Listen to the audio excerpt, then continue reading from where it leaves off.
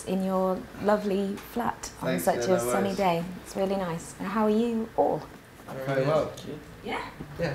Good. We're here to speak predominantly about your second record, Wish to Scream, which is out on May the 20th. Yeah. And Baby, of course, was actually only released at the start of last year, January. So I'm not expecting to hear too many tales of artistic turmoil, maybe quite the opposite. How was the journey of the record, the process it was of good. putting it together? Kind of started last March, didn't it, when we were in the States? We didn't really have any plans to make another one so quickly, but I think because we were on tour a lot last year, we just sort of started writing on the road, and we met this guy, Kevin Orgunis, in LA, and he was like up for maybe producing it, and we just sort of found it quite exciting, and we realised that he owned this studio, Sound City, and we were quite excited about the idea of doing it there. So then we kind of pushed ourselves to make sure we had it ready.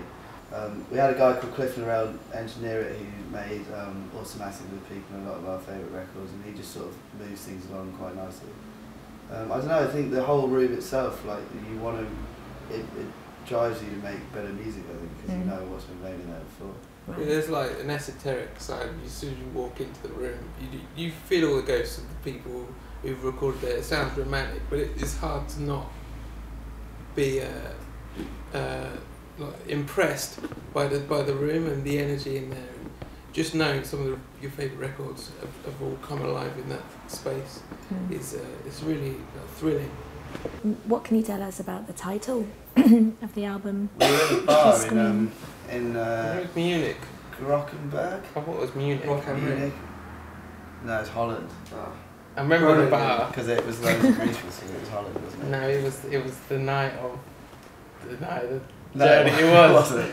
It was. So we're in this bar, really, really. It was because we ended up in that bar. It was the bar, the square bar, and you were like, "There's that red painting." When was that?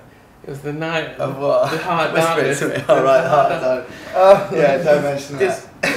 And then after we ended up in that bar, and it was the square bar, and you were like, "There's a red painting." And we're talking about we'd had a lot to drink, and we're talking about this red painting, like, and then we came up with this Wish to Scream, and you were like, "That should be the album title." It was really like long time ago. It was before any songs had been written. Right.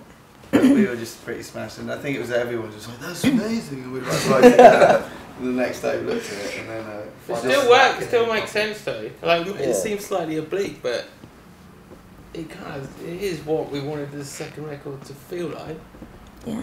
It's like it's for me. It means like wanting to be heard. It's like everything that the whole journey is about. You know. And when we got to LA, I think there were some other options, but kind of stuck with that.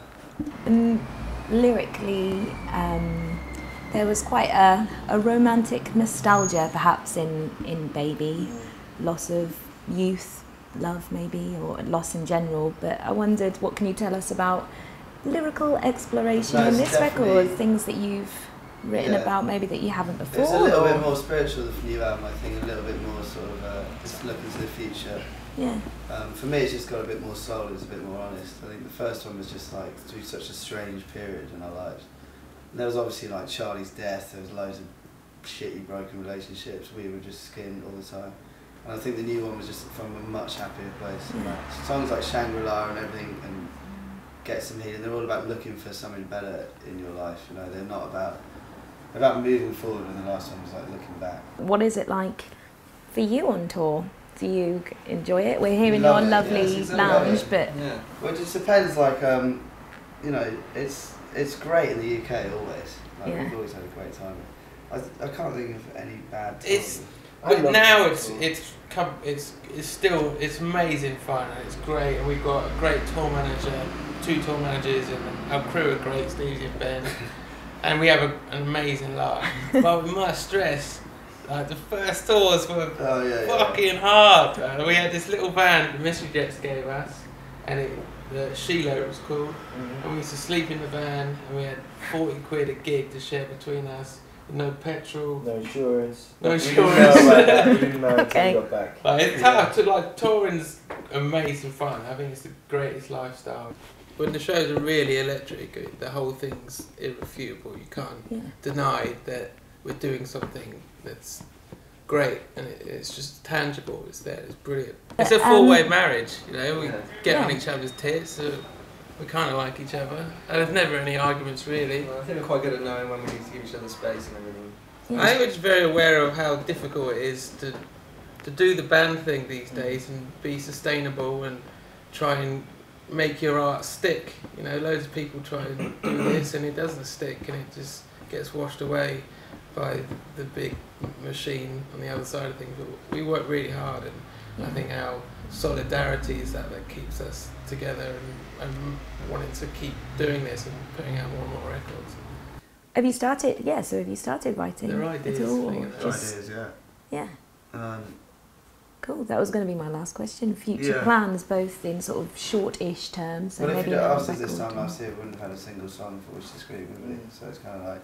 Who knows? Yeah, who knows? You can't squeeze them out though. You just got to come naturally. I knew you'd laugh at it. I'm sorry, man. I'm sorry. That's your stock answer, isn't it? Yeah.